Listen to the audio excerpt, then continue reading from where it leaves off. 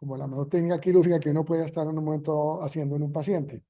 Los elementos fundamentales en la biometría son 4 aspectos, que son la longitud axial, la keratometría, entendida como poder de la córnea, la posición efectiva del lente estimada, que es una cosa que vamos a discutir un poco más adelante, y la profundidad de la cámara anterior, que son elementos que se pueden medir. Con el paso del tiempo hemos ido perfeccionando cada uno de estos aspectos. La longitud axial actualmente nos importa que la medida se vaya hasta el espesor de la mácula. En la keratometría como poder corneal incluye la cara anterior, la cara posterior, esa relación entre una y otra y la esfericidad de la córnea como elementos a calcular en cada caso de biometría. En cuanto a la posición efectiva del lente, la definición del famoso thick lens, que es el diseño geométrico del lente que se está implantando dentro del ojo, cada vez tiene más importancia. Y claramente elementos que participan en el análisis de la profundidad de cámara anterior, como quiera que es un poco más compleja de lo que pensamos inicialmente, y hemos encontrado cierta cantidad de pacientes con tilting del cristalino y el lente intraocular que de alguna forma modifican esta medida. Lo que nos pasa todo el tiempo es que hace mucho rato hemos tenido como un techo de perfección en los resultados de cálculo del lente intraocular, que aproximadamente está entre 80 y 85% de los casos que operamos. O sea que con casi todas las fórmulas que tenemos, incluso las más recientes, tenemos un 10 a un 15% de pacientes que no quedan exactamente donde queremos. Esto es importante entenderlo de cara a que si vamos a analizar pacientes con córneas raras, pues tendremos un margen de error mucho mayor.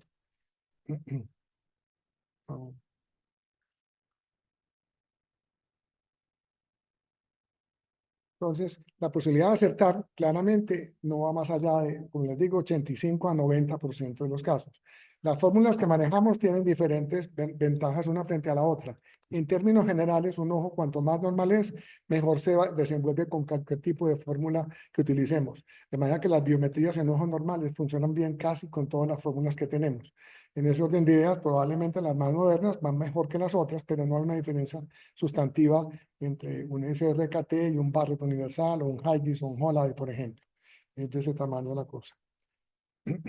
Según la longitud axial en longitudes normales, probablemente la que mejor predice en cuanto a estos análisis es Kane y luego Barrett, pero vuelvo y digo, este es un factor simplemente a tener en cuenta dentro del caso. Cuando tenemos longitudes axiales cortas, que son los ojos más complicados, de nuevo la Kane, la Neisser, la Olsen funcionan un poco mejor, pero la Barrett tampoco lo hace mal. Igual pasa con la que menos funciona, pues son las Huygens y las Hofer Q. Cuando tenemos en cuenta la profundidad de la cámara anterior, pasa lo mismo. Las fórmulas en los ojos normales se comportan bien. Y en la medida en que se va uno alejando a cámaras muy profundas o muy estrechas, el margen de error se amplifica enormemente. Barrett, Kane y este tipo Evo probablemente sean las que mejor funcionan en términos de calidad de resultados. Y también importa el grosor del cristalino. De nuevo pasa lo mismo.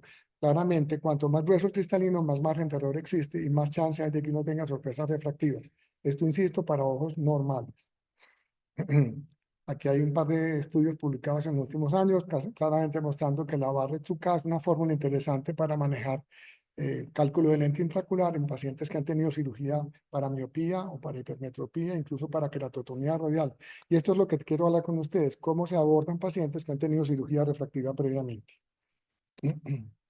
Entender la magnitud del error que cometemos cuando metemos cálculos con números equivocados está muy bien ejemplificado en esta presentación que fue parte de alguna presentación del ESCAR hace unos años, en donde cada milímetro de error en la longitud axial induce 2.7 dioptrías de equivocación.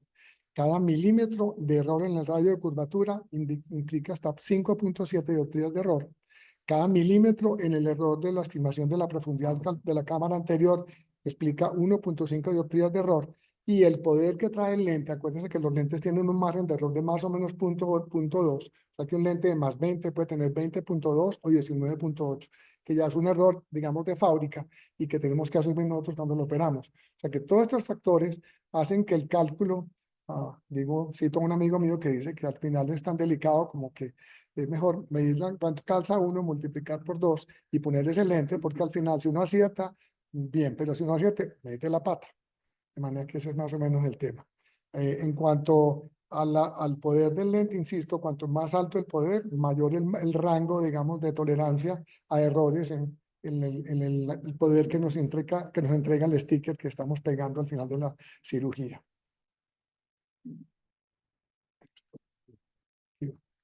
Muy bien. Recientemente, el doctor Ficker, en una conferencia que nos dictó en Córdoba, Colombia, estableció una serie de parámetros muy importantes, pero lo que más me gustó particularmente es que partimos de la longitud axial que pensamos que tenemos claramente medida y establecida hace mucho tiempo, y no, resulta que heredamos y escondemos un error clásico. Medimos la longitud axial como si fuera un rayo de luz, en este caso, o un rayo de sonido, que está pasando a través de unos medios completamente iguales, y no es así. El rayo pasa por la córnea, que es sólido, pasa por el lomo acuoso, que es acuoso, pasa por el cristalino, que es nuevamente sólido, pasa por el vítreo, que es gelatinoso, y nosotros tendríamos que entender que la longitud, como se desplaza el rayo por cada uno de esos medios, se modifica. O sea que lo que pensamos que es muy fácil y que funciona muy bien, que es la longitud axial, tampoco está tan perfectamente establecido. Y lo más grave es que lo que hemos hecho generando como compensar este error es hacer ajustes, literalmente hacer parches. Todo este tipo de ajustes que hacemos en pacientes con miopía alta, que utilizamos fórmulas que hacen ajustes por el poder del lente, no esconden nada distinto del hecho que a más grande el ojo, mayor el chance de equivocarse al tomar estas medidas. Entonces, cuando hablamos de por qué nos equivocamos en los lentes intraculares, pues hay diferentes aspectos a considerar. En la longitud axial acabo de explicarlo, en la medida que tengamos segmentación, o sea, que la medida se haga con base en el estado de cada uno de los elementos que cruza este rayo hasta la mácula, tendremos una medida mucho más precisa.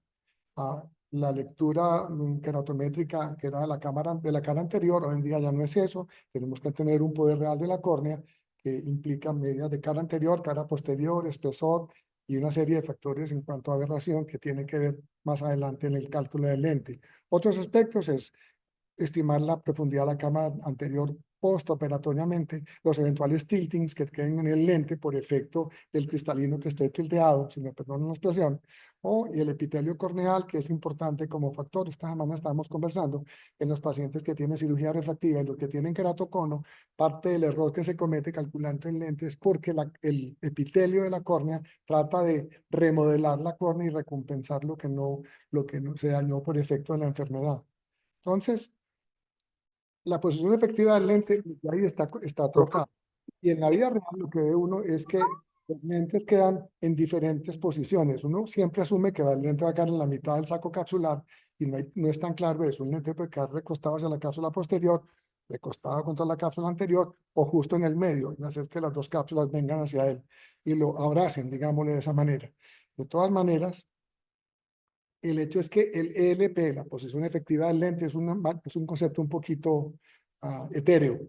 Es el cálculo matemático desde el ápex corneal hasta el centro del lente intraocular. Eso es lo que teóricamente se expresa como ELP o posición efectiva del lente. Esa posición efectiva del lente se predice en las fórmulas biométricas con un margen de error que es el que asumimos cuando digo, pero ¿por qué me quedó miope o me quedó hipermétrope? Eventualmente eso explica esta cosa. Existen tres elementos que participan en el análisis: las keratometrías, la longitud axial y la profundidad real de la cámara anterior, pero no son los únicos. La posición efectiva del lente tiene que ver también con un elemento muy importante, que es la geometría del lente intraocular que ponemos. A nosotros no olvida que ponemos lentes con diferentes formas, lentes biconvexos, con una cara posterior que puede ser plana, puede ser con una cara posterior cóncava y una anterior convexa, o inclusive desplazarse en diferente grado desde el centro mismo del lente. Y esa modificación geométrica del lente también participa en un margen de error que no tenemos cómo resolver porque no tenemos información que nos dé las fábricas que producen lentes intraculares para mejorar la condición, digamos, del cálculo del lente en cada caso. ¿Cómo se abordan los casos complejos entonces? Pues obviamente un estudio biométrico robusto con una máquina que funcione bien. En este caso, mis favoritos son la suite de Huygens, por supuesto la suite de Barrett, el Panacea y la hoja de Lasca. Son los que más utilizo y me parece que funcionan relativamente bien. Hay que analizar la barometría de la córnea puntualmente para ese efecto. El OPD3 y el Pentacam son elementos sumamente útiles para establecer qué tipo de aberración esférica tenemos en la córnea, porque eso determina no solamente el cálculo del lente, sino qué tipo de lente vamos a escoger para poner dentro del ojo. La topografía corneal, porque nos presenta la posibilidad de tener claridad si la córnea que tenemos es regular, es irregular o tiene alteraciones eventualmente nocivas para el cálculo y el efecto de resultado visual del paciente. En ese aspecto, el equipo de Pentacam tiene la gráfica de Holland, la hoja de catarata preoperatoria y, por supuesto, el IOLMaster 700, el IOLMaster 700 tiene el formato de lo que es el TK, que es el software que analiza la córnea con OCT, que es el que incorpora al cálculo de las fórmulas hechas con el Barrett-Trucca. O sea, en el IOLMaster 700 el análisis lo hace el equipo solo, es completamente independiente del operador. Y eso es importante que lo tengan claro. Uno no puede modificar aquello. Importa, claro está, el estudio funcional del ojo, cómo tiene la función lagrimal, el OCT de la mácula y, por supuesto, el endotelio. La pregunta que nos hace siempre es, pues, si podemos medir hoy en día todas las esferas y lentes dentro del ojo, ¿por qué no somos capaces de dar una medida precisa? Claramente, porque medir esto no es solamente tomar gráficas de curvatura, sino establecer fórmulas matemáticas que se adapten a la forma real del ojo, como decía anteriormente. Esto ha llevado a diferentes enfoques. Uno muy claro es el famoso ORA, que es un sistema de refractometría intraoperatoria y aberrometría intraoperatoria que nos ajusta el poder del lente. Cuando estamos haciendo la FACO, hacemos el ojo, lo dejamos AFACO en ese momento, tomamos medidas y vamos a poner un lente con base en esa medida refractiva que el ORA toma. Existe otra forma un poquito más primitiva, por supuesto, que es acabar la cirugía, dejar el ojo áfaco y posteriormente refractar al paciente en AFACA y en un segundo tiempo colocar un lente intraocular en casos muy complejos. Pero eso no es lo más habitual para todos nosotros. Miren que inclusive esto es un formato de Alcon, dicen que suben el éxito de 46 a 67%. Fíjense que estamos muy lejos todavía de un 80, 85, que es lo que debería pasar. Entonces, ¿cuál es la estrategia de cálculo para mí hoy en día?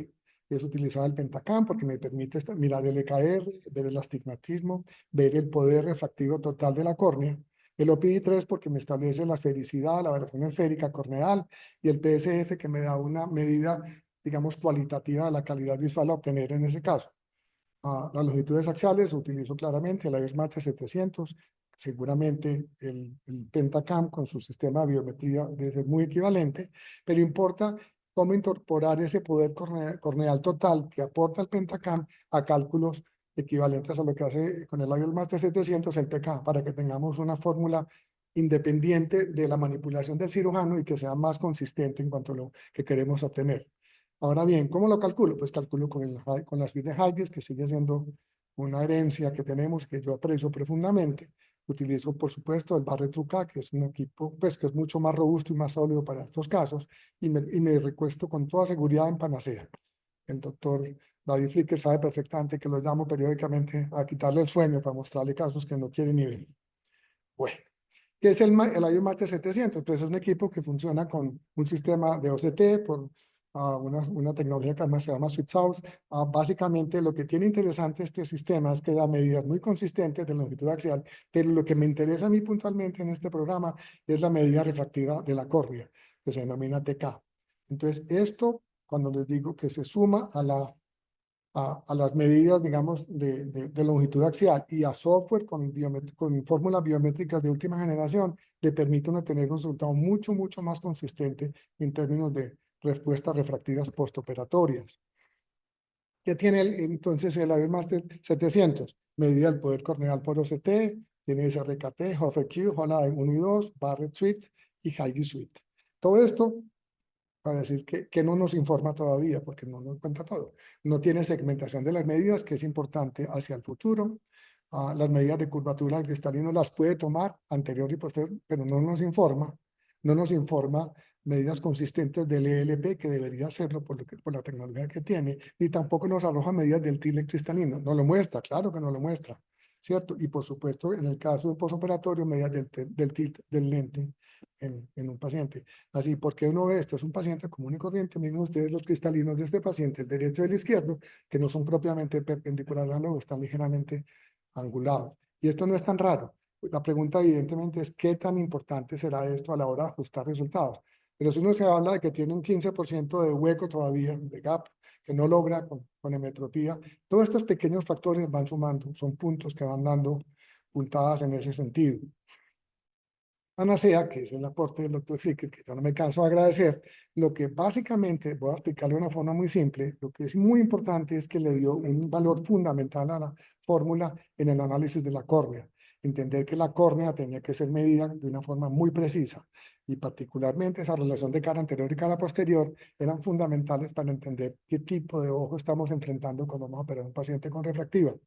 Siempre uno dice que es muy fácil saber si el paciente tuvo miopía o hipermetropía, pero yo tengo pacientes que han tenido miopía y después hipermetropía, les han hecho cirugía para miopía y luego para hipermetropía. Y el OPI mío dice cirugía refractiva miópica, cirugía refractiva hipermetrópica. O sea, me dice, tiene de las dos. Entonces la siguiente pregunta es, ¿qué es lo que vamos a operar ahí? ¿Cierto? Entonces esto es para entender que en la medida en que tenemos medidas más precisas de las estructuras del ojo, tendremos mejores resultados. Y en ese sentido, Panacea nos da un aporte muy interesante. ¿Por qué? Pues porque las cirugías que hacemos, particularmente la hipermetropía y casos de keratotomía radial, generan que el porcentaje de relación entre la cara posterior y la anterior se vaya por encima de 83%, cuando el normal está en 82.3% y los pacientes de miopía y de keratoconus están por debajo de 80%.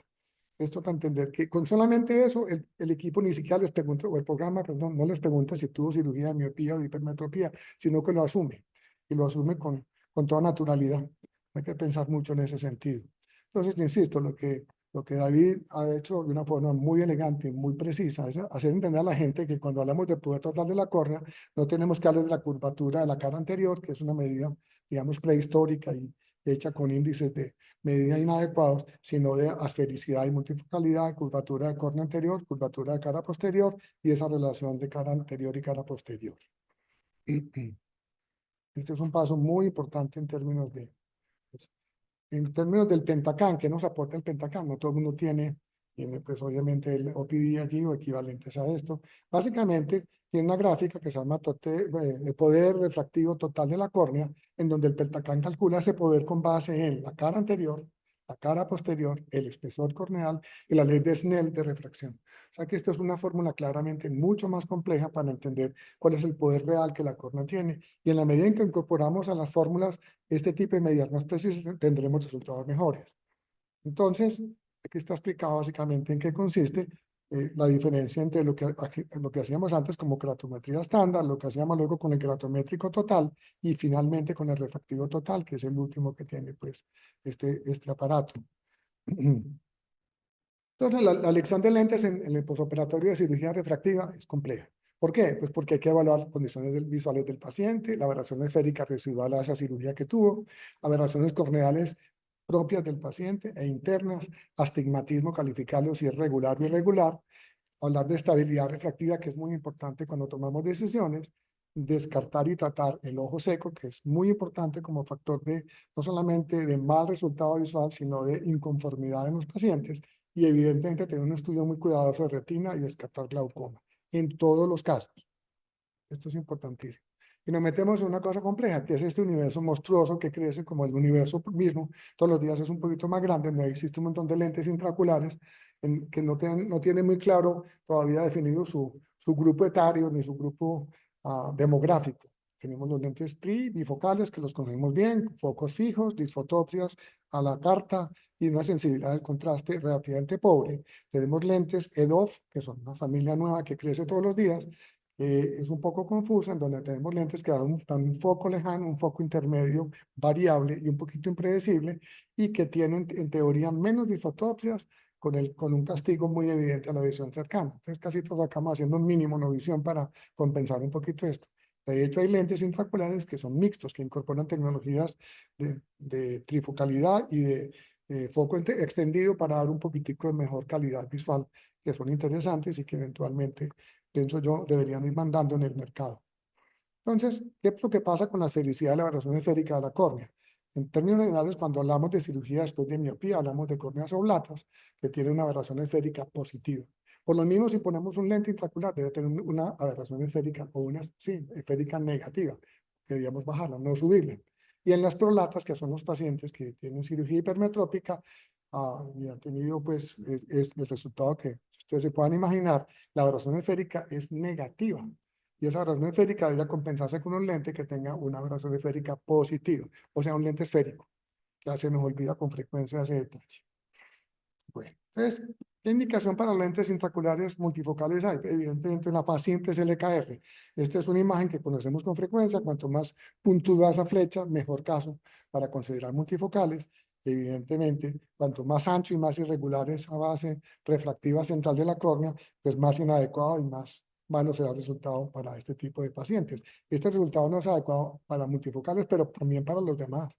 A veces tiene uno la sospecha que la gente dice, no, ponerle un EDOF o ponerle un monofocal como si eso resolviera el problema. Y no es cierto. Ese paciente tiene mala calidad visual, no importa lo que uno le ponga eso.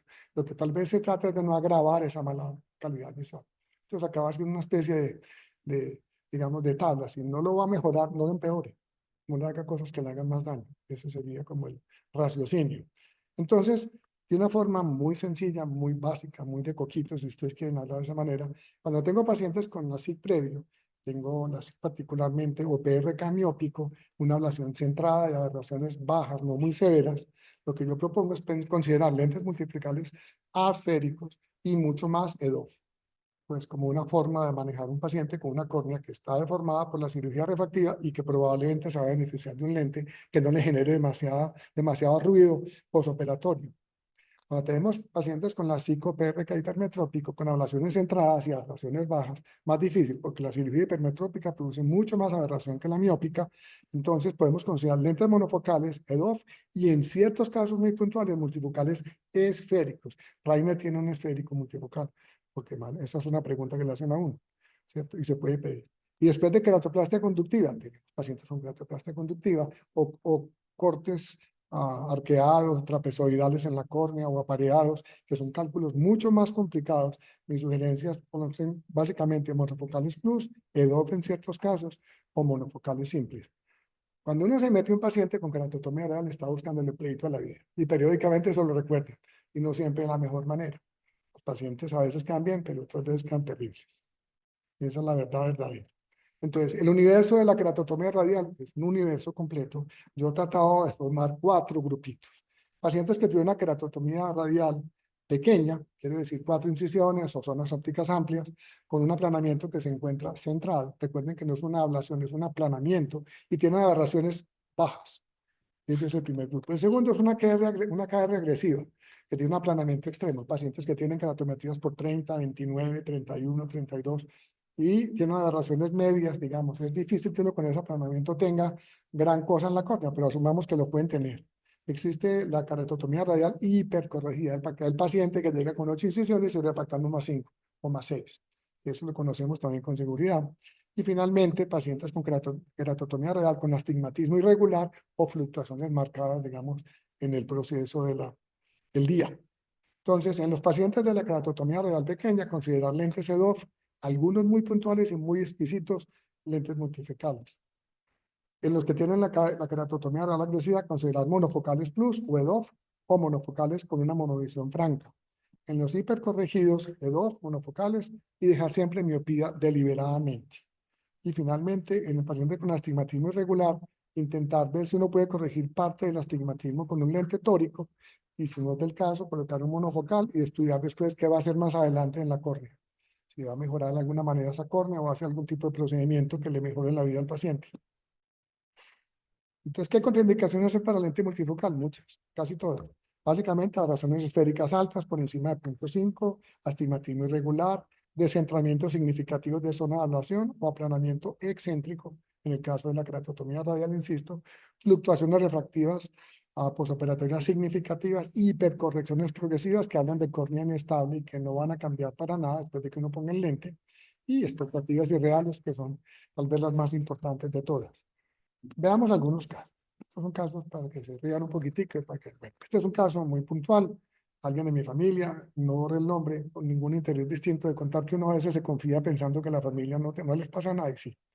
Enfermera, 62 años, viene consultando por disminución subjetiva de huesa visual por meses, empeora en la noche muchísimo, la visión 20/60, J4, 20/50, lentes para visión cercana más 4/50, y con eso no consigue sino J2 con esfuerzo, a una córnea normal, un segmento anterior normal, excepto una cámara anterior estrecha, una catarata corticonuclear 2, la presión normal y un fondo de ojo de aspecto normal.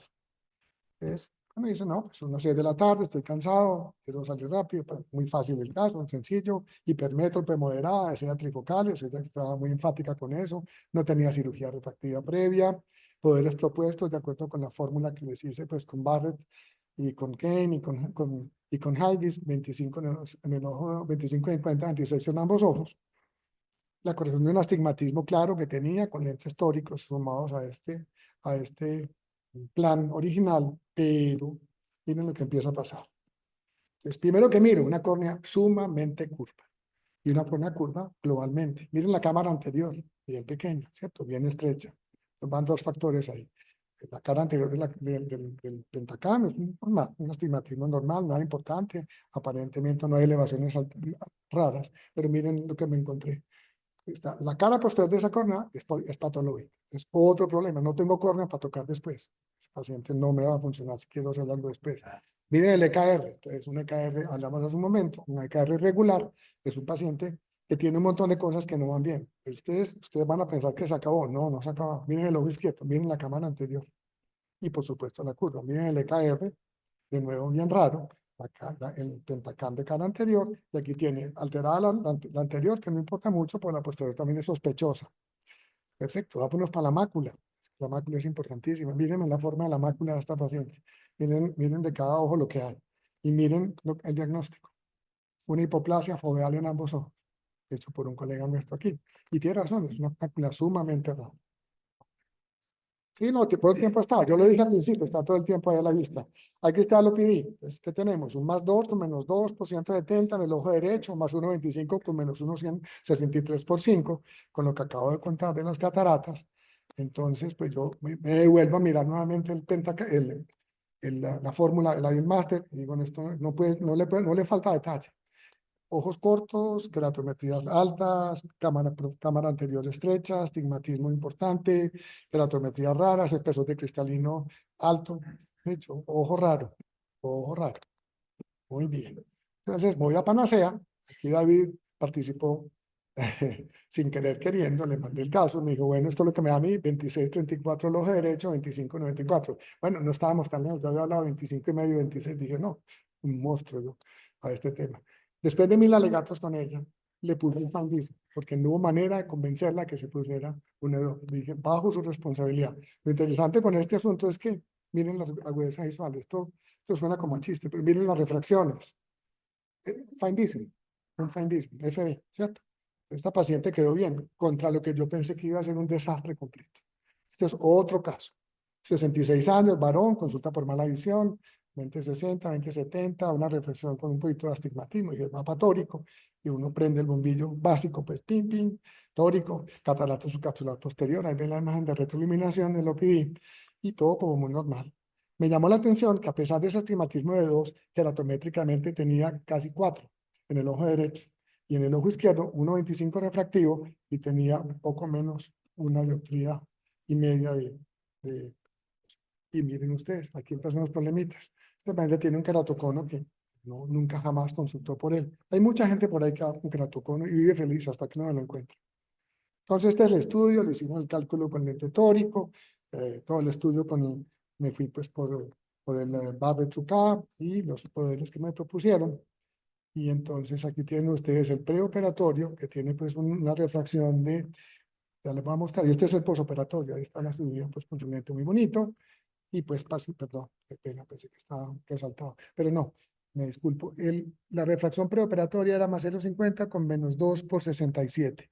Y la postoperatoria 0 con -0,75 por 146. Induje astigmatismo. Pero la paciente estaba muy contenta. Básicamente lo que les puedo contar de este asunto. Este es otro caso. Una mujer de 64, keratotomía radial en otro centro del país en el año 92. Una cirugía muy bien hecha, sin ninguna duda. Miren ustedes el aplanamiento corneal que está bien centrado, una cámara amplia como buena miope que era, pero aquí está la parte interesante, refractada más 5,25, con un cilindro de 2,25, ¿no? Entonces, el cálculo, entonces, ¿qué le voy a poner? Al final de la película, aquí dice que el Barrett-Trucab me proponía 27,50 en el ojo derecho y 27,50 en el izquierdo. Esto es calculado de nuevo para un fine vision. Me dice que 29, 28,50 Y finalmente le puse un lente de 27-50 con el cilindro corredizo, gracias a un amigo mío que está por allá por Costa Rica. Ajá. Este es el resultado refractivo postoperatorio inicial, más 1,50 con menos 1,75 por 169. Nada bueno, ¿verdad? Nada bueno. La paciente estaba relativamente tranquila, pero no. Esperamos 3 meses, le hice un PRK. Aquí tienen el resultado 2 semanas después de cirugía, tiene un menos 1,25 y a los 3 meses tiene un más 0,50. Está muy contenta y me quiere mucho. Aquí tienen más a la vista pues, los resultados. Bueno, y si además de corregir el error refractivo, mejoramos el perfil corneal. O sea, el paciente llega viendo mal, tiene un poquito de catarata y tiene la córnea regular gracias por lo que sea. Miren este caso. 57 años, varón, la SIC para monovisión hecho en otro centro. En 2014 tuve un accidente con el flap en el ojo izquierdo. Hicieron 2 retoques en ese año y el siguiente sin que hubiera mejorado absolutamente nada. Mala visión postoperatoria, el tipo llegó muy aburrido. Habían pasado 4 años de ese asunto y pues estaba enloquecido porque no sabía qué hacer. La visión era muy pobre, 20/60, con esa refracción, ese astigmatismo hipermetrópico que están viendo allí, unas córneas relativamente curvas y algunos leucomas relativamente no muy densos sobre el eje visual, pero que claramente le generaban pues mala visión. Este, este es el pentacam de este señor y miren ustedes en la zona central, tiene la elevación de la cirugía hipermetrópica descentrada en sentido temporal y tiene un síndrome de Charnella, que es esa zona azul que está allí. O sea que la ablación se le hicieron también al flap y le estaban operando. Le puse un lente Symphony 2350, esa fue la propuesta. Le dije, usted hay que ponerle un lente primero y luego hay que hacer una cirugía en la córnea para mejorar esa córnea. Hay dos abordajes, hay gente que prefiere mejorar la córnea y luego poner un lente. Yo soy un poquito más del otro estilo, pongo el lente lo mejor que puedo, más bien con la córnea juego ya con una refracción ya estable en el ojo. No me juego pues que hago la cirugía de córnea, luego calculo el lente y me quedó mal, entonces me metí en la grande. Por lo mismo entonces, lo que hago es que, eso es lo que hice, le hice la FACO, y entonces miren lo que pasó, que es bastante gráfico. 0 de esfera, maravilla. Pero 1,50 astigmatismo inducido, o sea, le induje astigmatismo con la cirugía. El paciente me quería matar la primera semana, decía, tengo un papel arrugado aquí y no veo nada. ¿Vale? Entonces, le expliqué esperar, le expliqué que hay que tocar la córnea, después de pensárselo el tipo con un poquito de calma, se tomó aire y dijo, bueno, llegamos para adelante pues, con lo que usted dice, doctor. Entonces, había que corregir aquí, pues, perdón, había que corregir aquí. Entonces, esta es la imagen preoperatoria y este es el post-fac. Aquí interesa, entonces, establecer que dijeron, bueno, le voy a hacer un láser guiado por topografía para mejorar ese perfil corneal. Le hice la evaluación y entonces me pasó una paradoja. Miren la refracción postoperatoria, quedó hipermétrope y con un cilindro por un lado. Yo dije, no me va a enloquecer con este señor, yo me voy a ejercer a otra parte. En fin, vamos a ver qué hacemos. Pero me puse a pensar con un poquito más de calma y me llamó la atención dos cosas importantes. Primero, cómo mejoró el perfil de la córnea con esa ablación y cómo redujeron las aberraciones. Ahora lo van a ver con más tranquilidad. Entonces, miren ustedes la forma de la córnea central del paciente antes de la cirugía guiada por topografía y miren la forma después de la guiada por topografía. No me digan que no hubo una mejoría muy notable en esto. Entonces yo le mostré al tipo, no sé cómo logré que íbamos bien, faltaban varias cosas, pero que íbamos bien.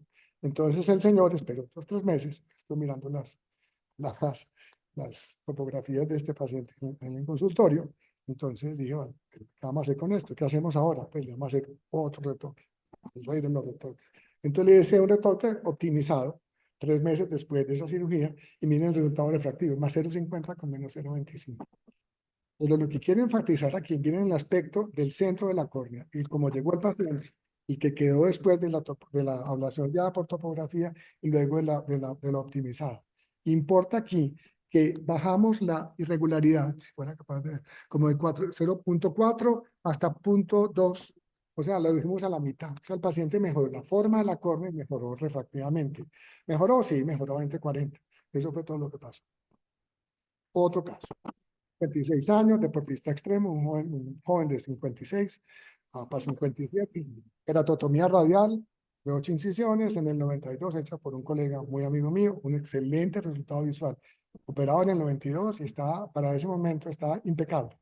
Tiene la visión de lejos, 20/25 en ambos ojos, J4, J4, el tipo es motociclista, hace alpinismo, bueno, hace todas aquellas cosas que yo no hago. Y pues venía indagando por opciones quirúrgicas. Yo lo despaché. Me dije, olvídese, no puede operarse, está perfecto, no sé qué. Y el tipo vino no son 3, son 6 meses después, insistiendo en intentar operarse. Había empeorado la presbicia para ese momento, pasó de +2 o +250, casi que +3. Y bueno, volvimos a mirar el caso. Usted está loco, pero yo también, entonces vamos a ver hasta dónde nos vamos. Larga explicación sobre opciones y riesgos, Pentacam, OPD, toda la historia que hay que hacer, para entender que este caballero estaba obstinado en seguir siendo un muchachito de 20, que los hay, ¿no? Esta es la imagen de la córnea, incisiones sumamente delgaditas, difíciles de ver, y traté como de dibujarlas para mayor claridad con ustedes. Pero empiecen a ver cosas raras aquí. Miren la forma de la córnea. Esta córnea es una córnea completamente anormal. Cuando uno opera miopía, la zona central se aplana. Este señor tenía la córnea completamente curva, al punto que he dicho, no puedo creer, volví a mirarlo, esto no puede ser verdad, ¿cómo así que esta córnea es curva? Miren que en la medida de la Master muestra una córnea curva también. O sea, este es un caso rarísimo, un paciente operado con la totomía radial con una córnea curva desde afuera hacia adentro, sin ningún aplanamiento por ninguna parte, además viendo muy bien de lejos, ¿no? Y con unas medidas impecables. El izquierdo era 0,050 por 109, hágame el favor. Y entonces, aquí están las imágenes de Pentacam, que pone muy gráfico, pues, la forma que tiene la córnea tan curva, el KR decente, no el otro mundo, pero decente. Y el otro ojo igual, la misma cosa, curvo y con un EKR normal y decente, calculado en lente.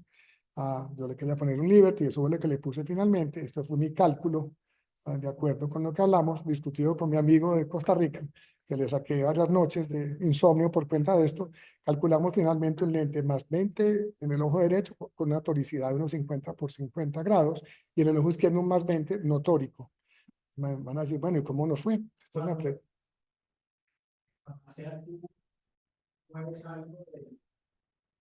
la cápsula. No, no lo tiene todavía. Preguntan que si puedo modificar algo por el tilt. Espero que David nos ponga rapidito esa función. Ajá. Y esto es muy bonito. Miren el resultado refractivo final. ¿Sí? -0.25 con -0.25. No lo maté pues de lejos. Y el tipo mejoró de cerquita. Pasó un J2 muy decente, pues muy adecuado. Ese es el ojo derecho. Y el izquierdo, igual. 0.25 con 0 de cilindro. Paciente que evidentemente con J2 muy contento, se quedaba un poquitico de destello por la noche y quizá un poquito de, digamos, de desenfoque gradual que fue desapareciendo en el tiempo. O sea que existen milagros, no míos, sino por ahí arriba, y eso es lo que tengo que contarles. ¿Sí? Muchas gracias.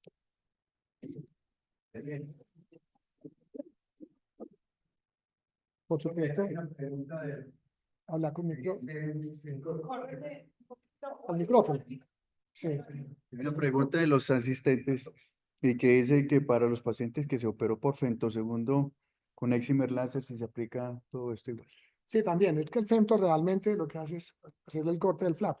Lo da mucho más preciso. Yo asumo que esa es una córnea que queda menos irregular y con menos aberraciones. Y con un flap mucho más homogéneo y perfecto y predecible. Pero el tema no es tanto el femto, sino la deformación que uno induce con la cirugía refractiva previa. Carlos, ven para acá porque sí. Y quédate aquí por las preguntas. ¿Cierto?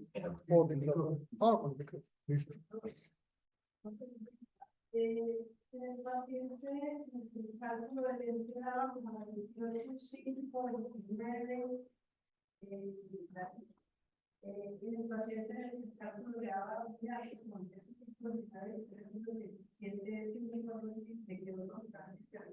sí. No, realmente no me quedó, me quedó neutro. Lo que ocurrió fue que después en el retoque se me fue para hipermetropía. Pero lo que quiero decir es que ese 27,5 fue después de discutido con David el caso, ¿no? Pues para no rellenar demasiada imagen, simplemente en esos casos yo le digo, hey, mira esto, mira lo que me da, ¿vos qué opinas? Ese es mi as bajo la manga. Es el doctor David Flick. Hay otra pregunta del público que dice, ¿usted qué opina de la biometría por inmersión? Yo creo que la razón de ser de la biometría por inmersión tiene que ver con la opacidad del cristalino. Es la única justificación, considero yo, válida. Porque invalida las medidas propias de la córnea, que son lo que estamos aquí discutiendo. Uno utiliza pues, ecografía en biometría cuando tiene cataratas muy densas. Y evidentemente los aparatos nuevos cada vez son mejores para pasar a través de cataratas relativamente densas y dar medidas de longitud axial más o menos adecuadas. O sea, ya es poco usual. Yo diría que no más del 5% de los pacientes que vemos aquí en esta clínica llegan realmente a necesitar una biometría por ultrasonido. Eso es lo que tengo que decir. Aquí lo que quiero insistir es que lo que hay que darle mucha importancia es a la córnea. Y de pronto un concepto que hay de fondo es que es muy simple. Si uno tiene dos elementos lenticulares que dan poder óptico al ojo, que son la córnea y el cristalino, uno modifica el cristalino y pone un lente, que es un material rígido que no se puede, por lo menos los que hay ahora, habrá quien se pueda modificar luego, pero los que tenemos no se modifican. Uno siempre tiene que estar mirando qué puede mejorar en la córnea para obtener mejor visión, que es la razón por la que dice aquel paciente que les mostré que les hice ablación ya por topografía y todo. El doctor Flicker, que está presente y nos ahorra tanto dolor de cabeza, Bueno, quiere hablar. Por favor, doctor, adelante. Gracias, buenas noches, ¿me escuchan? perfecto. Ok, muchas gracias, Juan Gui, excelente charla. Yo nada más quería hacer algunos comentarios de cosas que pueden ayudar. La primera es que cuando tenemos ojos pequeños o relativamente pequeños, digamos menores de 23 milímetros, es muy importante que siempre no veamos solo la cámara anterior, sino la suma de la cámara anterior y del cristalino. Si la suma de la cámara anterior y el cristalino, o la ACD, tomando en cuenta el epitelio, y el cristalino es menor de 7.1, menor de 7, ese lente va a tender a quedar un poquito más adelante y el paciente va a tender a quedar con un poquito de miopía. Ahora les digo cuáles fórmulas son mejores. Y si por el contrario, a pesar de ser un ojo relativamente chico, tiene un cristalino muy grande, que yo lo he llamado facomórfico, pero que tiene cristalinos grandes y que las sumas son grandes, más de 7.8, la suma de la ACD más el grosor del cristalino, esos pacientes tienden a quedar con hipermetropía residual con la mayoría de las fórmulas que tenemos. Entonces, digamos, si ustedes usan el S-Cross Calculator, normalmente Kane pide un lente un poquito más fuerte. Entonces, en estos ojos que tienen a caer hipermetro, pues que la suma es mayor de 7.8, las dos cosas, que tiene un cristalino muy grueso, el lente tiende a quedar más posterior, entonces se busca la fórmula que dé lentes de mayor poder, o sea que en general Kane en esos ojos va muy bien. Y si por el contrario tenemos ángulos estrechos, pero con cristalinos que no son tan grandes y que la suma es menor de 7, que digamos que a veces hay hasta 6 o 6.5, que son digamos, segmentos anteriores pequeños y que el lente tiende a quedar más adelante y tiende a la miopía, no tomar Kane, sino más bien tomar las demás fórmulas que están en el S-Cross. Puede ser Barrett, puede ser cualquiera de las otras. Ese es el primer comentario. El segundo comentario es que para los que tengan IOL Master 700, el TK, el valor del TK, normalmente es muy parecido a la K. Hay una diferencia de 0.08 más o menos de diferencia. Entonces, si ustedes tienen el IOL Master 700 y ven que la K y el TK andan muy parecido, significa que esa relación entre la cara anterior y posterior es relativamente normal y entonces con cualquier fórmula les va a ir bastante bien. Si la queratometría difiere del TK, entonces eso les dice que ese ojo no tiene una córnea normal, que la relación entre la cara anterior y posterior está alterada y que deberían hacerle un pentacam o algo para ver qué es exactamente lo que tiene, si la posterior es muy curva o si la anterior es muy plana o algo que ha variado la relación, y deben utilizarse fórmulas específicas para el problema que tenga. Si se va a usar el TK dentro de la fórmula, tiene que ser para fórmulas que están hechas para TK. Por ejemplo, si ustedes tienen un paciente post-refractiva y quieren usar Haigis L, que es la que se usa para post-refractiva, no se puede usar el TK. Si uno va a usar TK en Haigis, tiene que ser en el Haigis normal, común y corriente. En el Barrett, cuando uno ve que dice Barrett TK, es Barrett True K, y hay un Barrett True K especial para TK. Entonces hay que buscar el Barrett que dice Barrett True K for TK, para TK del IOL Master 700.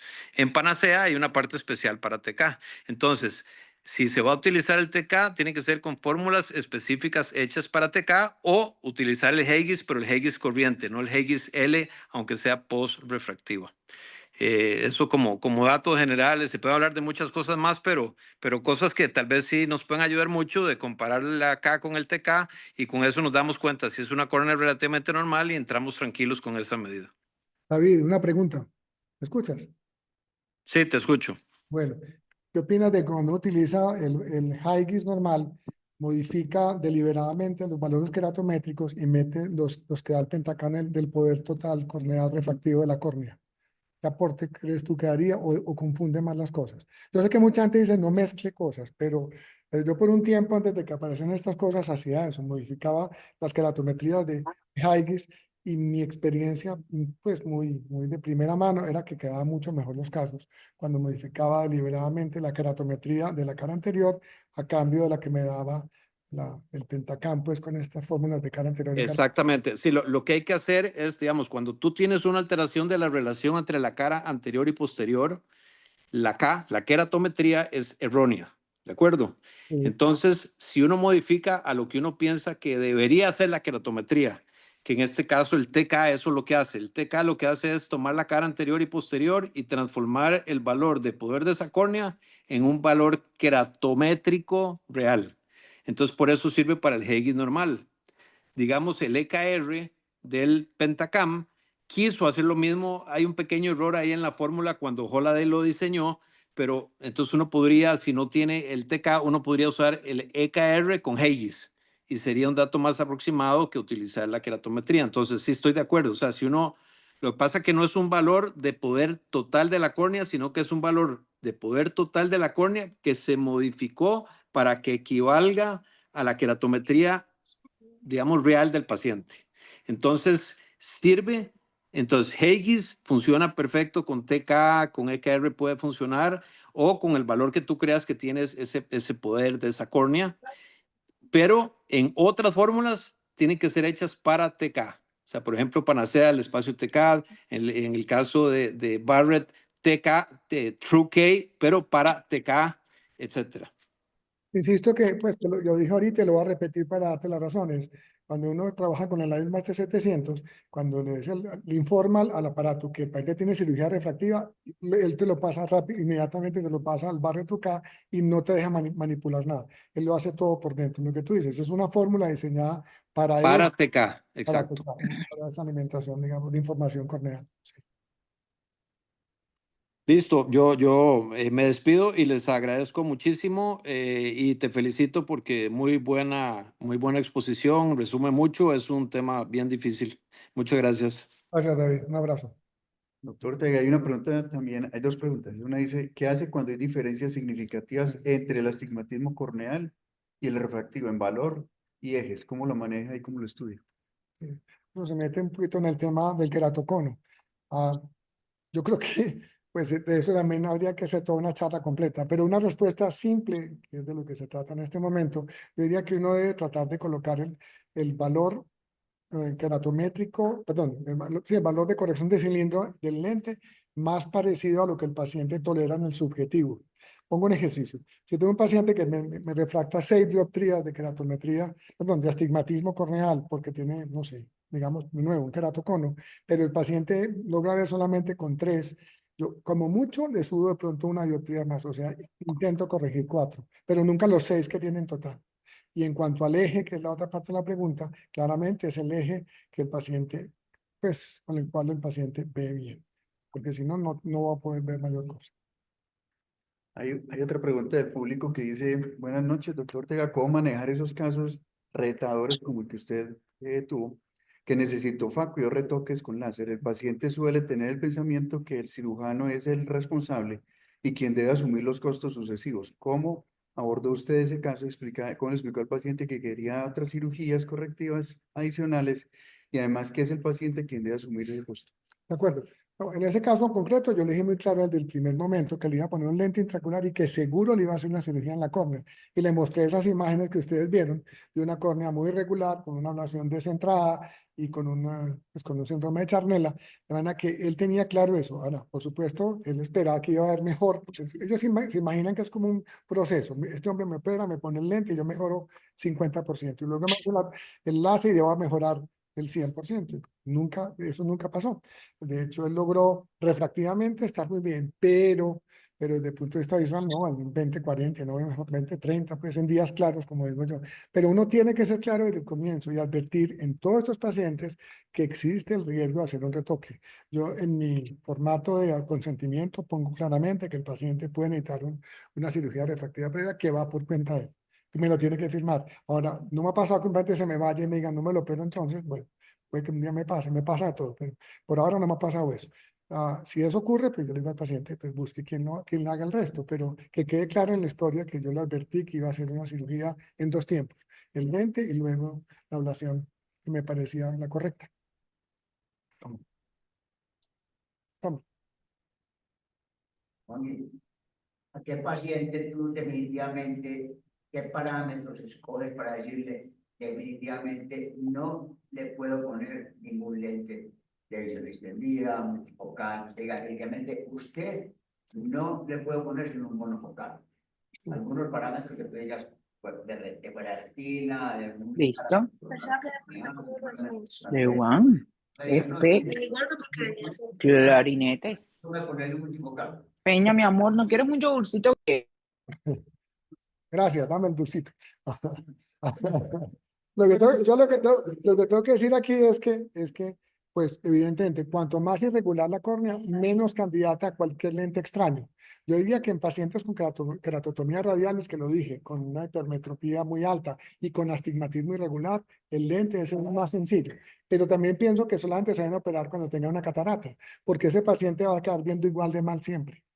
Finalmente uno se pregunta, aquí hay una persona que sabe mucho de lentes de soporte escleral, o sea, decirle de pronto ese paciente con un lente de soporte escleral va a conseguir un 20/25, un 20/30 sin operarse y sin tanto gasto y sin tanto estrés para nosotros. Pero claramente cuanto más irregular, para mí son básicamente fundamentales. El astigmatismo irregular como un factor muy importante y 2, la fluctuación. Paciente que te está cambiando de forma de córnea, de refracción a lo largo de los días o de las semanas, no es candidato a ninguna fórmula de lente complejo. Y siempre uno tiene que tener en la cabeza que si el paciente le parece que es muy complejo, muy demandante, que es un paciente con unas condiciones oculares de mala calidad, uno debe colocar el lente más simple que se puede, idealmente un monofocal, ¿cierto? Cuando mucho, un lente tórico.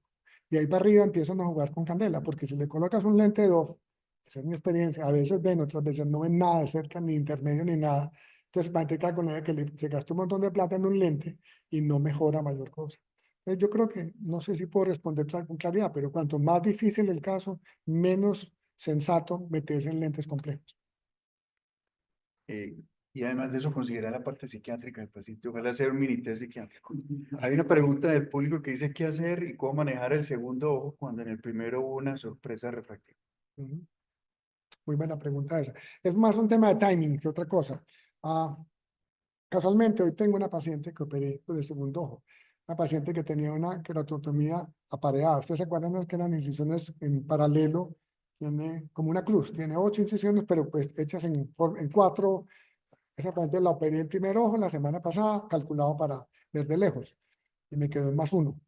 Por ahora, +1 me parece que es chévere porque lleva muy poquito. Esa paciente va a quedar bien, pero estaba desesperada que porque quiere leerlo más chiquito. Entonces, lo que yo hice esta vez para el segundo ojo es que deliberadamente lo monté un poquitico más hacia miopía. O sea, lo calculé para que me quedara -0.75 o un poquito más. Veremos qué pasa. Porque asumo que va a pasar. Al final de la película, esos pacientes, cuando se acaba el proceso, digamos, de desinflamación y de estabilización de la córnea, van a quedar mucho más miopes. Entonces, para adelante el ojo de +1 va a quedar emétrope y el otro me quede en -1.50. Perfecto. Eso es lo que tengo que decir. Claro, si están muy enredados, mis respetuosas sugerencias, pare y espere. No se metas en un segundo ojo si no tiene claro qué es lo que está pasando con el primero. Porque se mete uno en la grande y no tiene objeto estar uno recambiando lentes o haciendo piggybacks y cosas de ese estilo. Entonces, mi respuesta sería esa. Otra pregunta que dice, ¿podríamos tener el ELP en la biometría sin medirlo luego? No, porque el ELP es un concepto asociado a la biometría. O sea, realmente eso es parte del, digamos, del software que alimenta las fórmulas biométricas. Lo que hace una fórmula biométrica es que toma unas medidas, keratometría, en profundidad de cámara anterior y longitud axial. Y a partir de eso establece que ese lente va a quedar metido a tantos milímetros del ápex de la córnea. Eso lo calcula y digamos, lo predice la fórmula. Ya, cuando uno se equivoca, el equivocado no es uno, es la fórmula. Por eso es tan importante escoger las fórmulas correctas, lo que decía David hace un momento. Toda esta pelotera de esos comparativos entre fórmulas, por que si le paras más bolas a uno o a otro, tendrían que ir mejorando en la medida en que las fórmulas se perfeccionen, de forma que al final se parezcan mucho, pero no es así. La verdad es que yo creo que el ELP uno lo predice, pero no se lo muestra la fórmula. Está hecha para que uno, si pone esa lente, le quede donde supone que va a quedar. Ahí le mostraba, la forma del lente por sí ya es un problema, porque hace que el lente quede un poquito más atrás, un poquito más adelante. Hablamos de factor de cirujano, que yo no creo que sea nada distinto que esas diferencias tan notables que hay en la geometría del lente, en la forma del lente intraocular. Entonces, ¿se acuerdan que nos decían el factor de cirujano para cada lente que ponía uno nuevo? Bueno, hoy en día cada vez le da menos importancia al tema, pero es por eso, es porque las fórmulas han venido resolviendo de alguna forma esas diferencias que se supone que eran individuales. Yo decía, pero ¿cómo puede pasar que la doctora Clara Londoño ponga un lente y yo lo ponga, el mío quede más adelante o más atrás que el de Clara? Como, ¿por qué? Si es que el lente no le obedece a la doctora ni a mí tampoco, él va y se coloca donde tiene que colocarse. Creo que no hay más preguntas y nos sobra agradecer de nuevo la participación de todos e invitarlos dentro de 8 días que habla la doctora Carolina Mercado del Bascom Palmer, hablando del 2020 versus el 20 contento del paciente. Mm. Muchas gracias, buenas noches, doctor Ortega. Gracias, muy Excelente. amable. Gracias.